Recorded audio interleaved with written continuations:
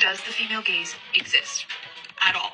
If this is the male gaze, objectifying, sexualizing, all the things, it's not like the female gaze, it's just removing the male gaze. Does that make sense? That actually does make a lot of sense, because according to a lot of definitions of female gaze, the removal of the male gaze is the female gaze. So the male gaze was coined by Laura Mulvey in 1975, and when she used it in this article, she wasn't talking about something that men do exclusively. Male gaze is the centering of men's experiences and desires, yes. But it's not something that is done by men alone. Women are just as capable of reproducing the male gaze from behind a camera or experiencing it from in front of a screen. When Bracha Ettinger proposes the matrixial gaze in the early 1990s, it's not really a matter of who's behind the camera or on it for that matter. And it's not about sexual desire either, but rather about an entirely different ethic and subjectivity. Compassion, care, responsibility. For the filmmaker Joey Soloway, on the other hand, the female gaze is much more of a technical, theoretical exercise. It's about the relationship between filmmaker and audience. Soloway outlines three key concepts: feeling, seeing, so think about moments where a character breaks the fourth wall and addresses us directly. The gazed gaze, so a moment where a character appears to be addressing us so that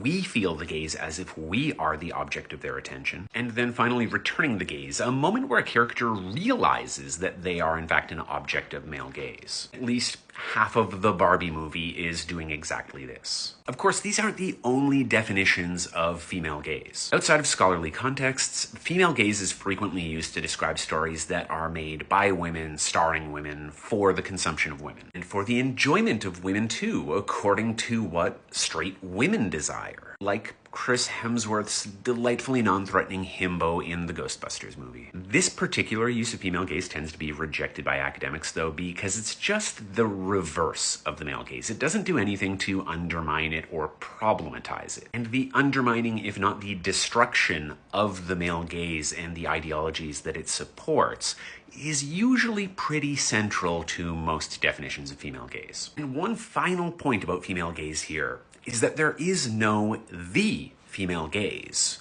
There are just a variety of female gazes. Unlike male gaze, it is not just one thing. It's flexible, it's varied, it is very context dependent. And I think that that is its great strength, but also a weakness, because it makes it very difficult for us to know what anybody is talking about when they use it.